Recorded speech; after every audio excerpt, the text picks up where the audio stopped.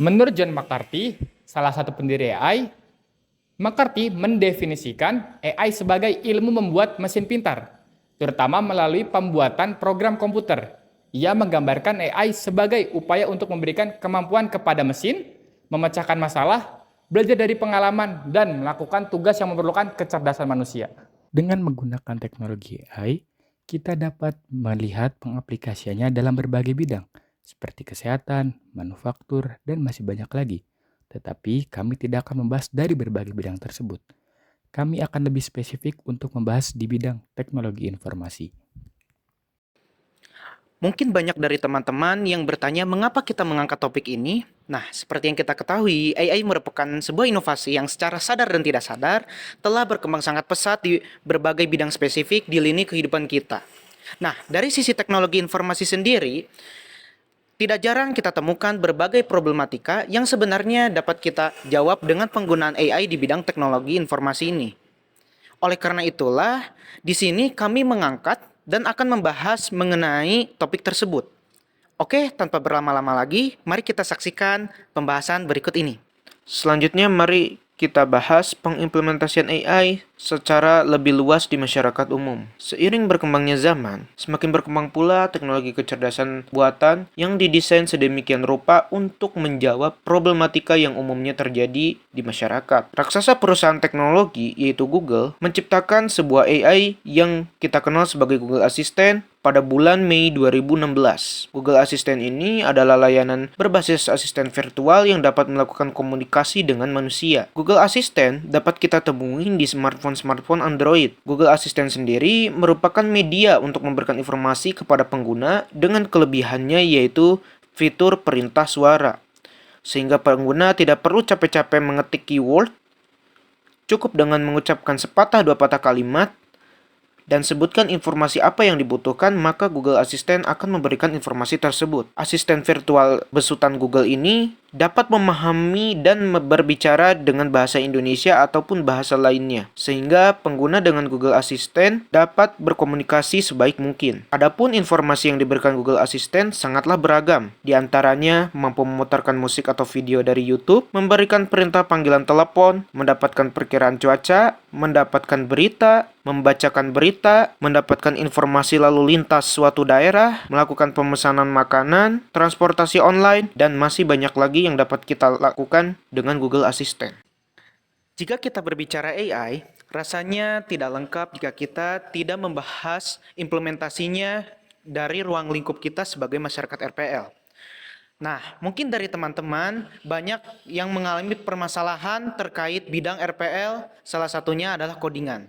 Nah, oleh karena itu, mari kita bahas terlebih dahulu implementasi AI di masyarakat RPL. Seperti kita ketahui bersama, bahwa kita sebagai software engineer tidak luput dari yang namanya codingan. Beragam problematika pun sering bermunculan di benak kita, seperti wah, kok codinganku nggak jalan ya? Ini lanjutan kodenya bagaimana ya? Eits, tenang dulu, jangan panik. Karena beragam problematika tersebut ada solusinya loh. Nah, tahukah teman-teman bahwa ada AI yang dapat membantu kita dalam menyelesaikan problematika codingan? AI yang kami bahas kali ini bukanlah ChatGPT seperti yang biasa kalian pakai buat ngerjain tugas. Melainkan AI yang kami bahas kali ini adalah AI yang bernama GitHub Copilot. GitHub Copilot ini adalah sebuah kecerdasan buatan atau artificial intelligence yang didukung dan dikembangkan oleh OpenAI. GitHub Copilot ini dapat membantu kita dengan autocomplete-nya yang sangat cerdas sehingga waktu untuk menyelesaikan codingan menjadi lebih cepat dan menjadi lebih akurat. Dengan beragam kemudahan dan kejanggalan seperti itu, apakah kira-kira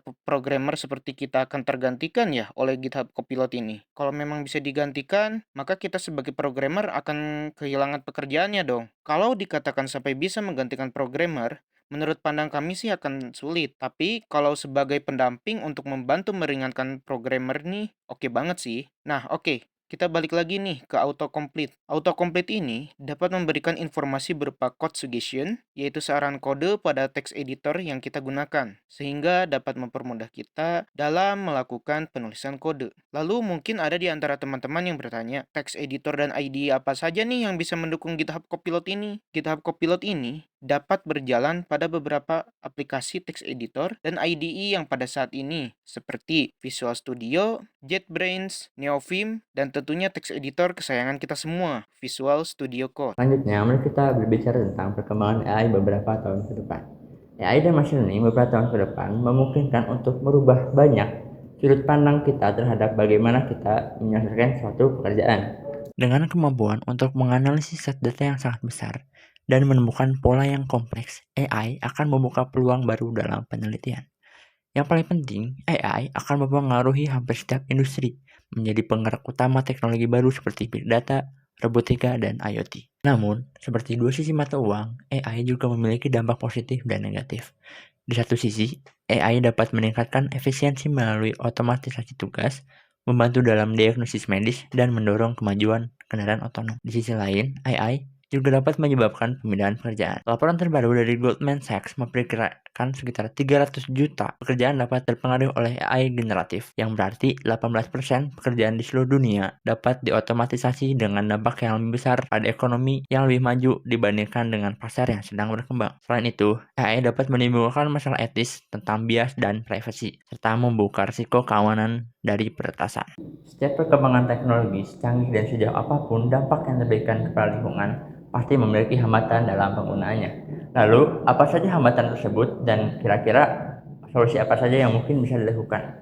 AI sedang mengubah dunia kita dengan cepat dengan aplikasi di berbagai sektor. Dalam bidang kesehatan, AI digunakan untuk mengembangkan obat dan perawatan baru, mendiagnosis penyakit, dan memberikan perawatan personal. Dalam pekerjaan keuangan, AI digunakan untuk otomatisasi tugas, mendeteksi kecurangan, dan membuat keputusan investasi. Dalam bidang transportasi, AI digunakan untuk mengembangkan mobil otonom dan meningkatkan pengaturan lalu lintas. Terakhir, dalam bidang pemerintahan, AI digunakan untuk melawan kejahatan, meningkatkan layanan publik, dan membuat keputusan yang lebih baik. Hambatan yang ada selain umumnya adalah hambatan terhadap akses di wilayah tertentu adalah risiko yang mungkin dapat terjadi dan menjadi hambatan dalam penerapannya di banyak bidang pekerjaan. Salah satu risikonya adalah bahwa AI dapat menyebabkan pergantian pekerjaan karena mesin mampu melakukan tugas-tugas yang saat ini dilakukan oleh manusia. Risiko lainnya adalah bahwa AI dapat digunakan untuk menciptakan sistem yang bias atau diskriminatif. Terakhir, sistem AI dapat rentan terhadap risiko keamanan dan privasi. Penting untuk mempertimbangkan dengan hati-hati manfaat dan risiko potensi AI sebelum menerapkannya dalam aplikasi apapun karena memiliki potensi menjadi alat yang lebih kuat untuk kebaikan, tetapi penting untuk menggunakannya dengan bertanggung jawab. Lalu, apa solusi yang dapat dilakukan? Solusi yang dapat dilakukan adalah dengan regulasi. Regulasi dapat mengatasi kekhawatiran etis yang timbul dari AI. Di antaranya, mengembangkan